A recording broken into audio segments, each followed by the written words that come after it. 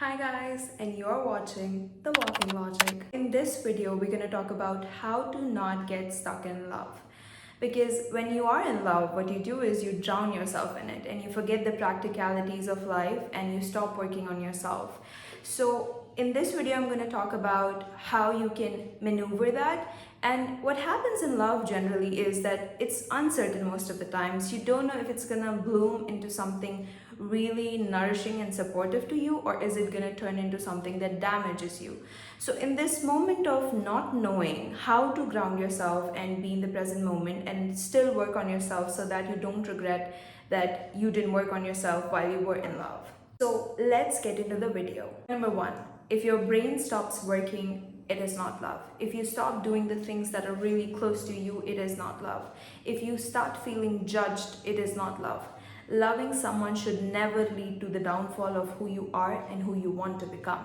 True sense of love will always inspire you to grow, become the best version of yourself, and you will glow even more than usual. So if you are with someone and you like someone and every time you interact with this person, your body is showing signs, you are not feeling good about yourself, you keep derailing yourself from the routine that you should be following, they are not for you. Every time you're with them, you question your life choices that make you happy, they're not for you. These signs only come up when you are in a situationship or relationship that is draining life out of you. Point number two, if you are looking for love, you will not find it.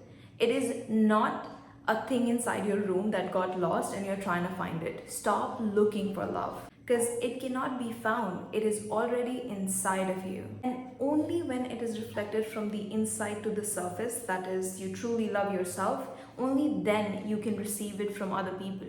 When you can't love yourself fully, you will always find yourself in a codependent relationship.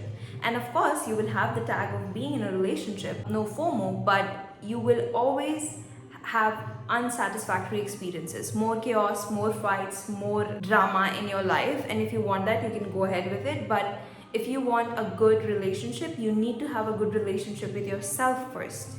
And then only when you are complete in yourself, somebody can match what you already are. So before getting into a relationship, loving yourself is a prerequisite. Without that, you will always attract chaos. Point number three is loving yourself, how to actually do it. And a lot of people are like, self-care is loving yourself. But I don't actually agree to that. I mean, it's a part of loving yourself, of course, take care of yourself, but the actual part of loving yourself is knowing yourself, knowing what you want out of your life. And only when you know what you want out of your life, only then you have a vision for your life. When you have a vision for your life, only then you can see if the partner that is in your life is meant for you or not. Because if you don't have any of these goals in your head or any of the visions, you aren't even clear about what you want in your life, you will entertain anybody and anyone in your life. You will not know because you don't know yourself. How will you know if this person that has come is right for you or not? It's very important to have vision and a life goal for yourself. Point number four is God sends lesson packaged in gift wrappers. For example, you don't love yourself and you're not doing anything for your life, and then somebody comes in your life, they're completely your type, so attractive, so much chemistry, you don't know them but you're attracted to them, you feel a pull, you're like they're the one. They're not. They're most likely not. They are a lesson for you to learn. You have to understand, until you learn the lessons that are needed for you, you will not have the partner that is meant for you. You have to understand that your purpose is bigger than just love. God didn't just send you here on this earth to just find love. He sent you with something to do with yourself. He didn't send you just to become a lover of someone. So do something for yourself so you don't get into these kinds of traps that God sends time to time. I'll give you one more example. For example, if you keep attracting narcissistic people in your life, the lesson here is to love yourself and prioritize yourself, to be secure in yourself. Because narcissistic people have traits that show no empathy. They don't care about people. They don't care about your emotions. They don't care about you in any shape or form. They only want what they want and they'll take it either by manipulating you, gaslighting you, whatever. They can do whatever to get what they want. So the lesson here is to be secure in yourself so much that you don't give in to these people. because you don't know who's going to come in your life. You have to be mindful. You have to learn the lessons. That's why you have to understand point number 5, that is purpose over anything or anyone. Because you don't have actual control of who comes in your life. You don't have control over what lessons that might be showing up for you. But what you have control over is what you create with your life. With your life that God has given you, with the brain or the body that God has given you. And also, when you are focused on yourself and on your purpose, it filters out the wrong people automatically, because you're already doing what you really like. Now, anybody who distracts you from that is a distraction and not someone you will entertain. And that's why you are the love of your life. You are the person who's a constant, because you are gonna have those experiences. Without you, there is nothing. Point number 6 is you will attract what you are. So if you have this mindset of like either directly or indirectly you want to seek attention, and you're really on the inside not secure in yourself, you will attract only those kind of people. Maybe on the surface they look confident, but they will be insecure, attention seeking, and not secure in themselves. So you have to understand, rather than looking for what you want in a partner, look what are you. Point number 7 is if you have genuine admiration for someone, flip the script. Rather than obsessing over the fact, do they like you? Ask yourself, do you like them? Do you really like them? Or is it just you avoiding yourself? Drop the rose-colored glasses. Rather than looking at their assets or why you're attracted to them, look at their morals and characters. Are they kind? Are they genuine? Are they really what you want? Because if they are disrespectful, their money or their assets or their physical beauty won't save you, but their character will. Earlier point only applies if you can get to know them. If you can't get to know them, move on. If you know that they are in a relationship with someone, move on. And why am I saying this? Because God doesn't want you to know them. Like that's the sign. But if you're really like sure that they are the person you want to spend your whole life with, then go ahead, fight. You might win. But if you're not sure, move on. You will find better. Okay, I understand they're amazing. They are exactly your type. So amazing, so good at so many things. But if they're not good for you, if they don't support you or love you or make you feel secure in yourself or reassure you, what's the point? That's point number 8. What's the point if they are not there in your life to support you, to be there for you? What's the point of liking someone who's amazing? They can be amazing in their life, but they cannot be amazing in your life. Now, point number 9 is stop using love as a distraction to not focus on yourself. You got rejected? Okay. You got heartbroken? Okay. You got in a relationship that didn't turn out how you wanted or hoped it would? Okay, I understand.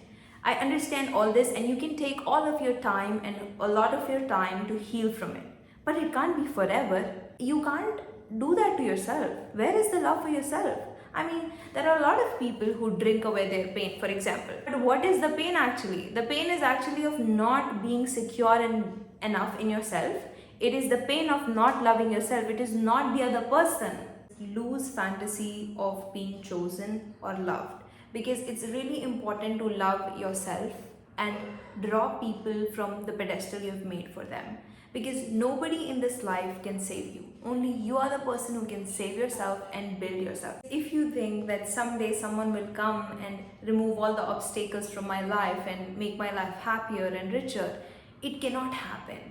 You have to understand that love will never complete an empty person. It can only add to what you already have. So if you want real love, you have to be complete in yourself. Only then someone can add to what you already have. Number 11 is stop settling for less than what you deserve. For example, you have a non-negotiable that you won't date someone who smokes or whatever. You have this. I'm giving you an example. It might not be. I'm giving you an example. And you are just settling for someone like that because they have other qualities, and you're like, okay, I'll just find other things and I'll just adjust to those things. Don't adjust to bare minimum things that are important for you and your life ahead. The other example to that is, for example, you want someone who takes care of their health. They don't have to have the perfect figure or like the abs or biceps. You don't care about that, but you do care even if they take care of themselves, like they go out running or do yoga or whatever, you can adjust to that. That is okay, adjusting. But you want someone who takes care of their health and then you're adjusting to someone who smokes. it's not viable. And this is just only an example. I'm not judging anybody who does. The point is, make a list of things that you want in a partner and become that list. Why I believe in this? Because when you're attracted to someone, it is not by coincidence. If you're not complete in yourself, you will be attracted to something that you don't already have in yourself. For example, if you're not disciplined, you will always be attracted to someone who is disciplined. You want that in your life, you will be attracted to that.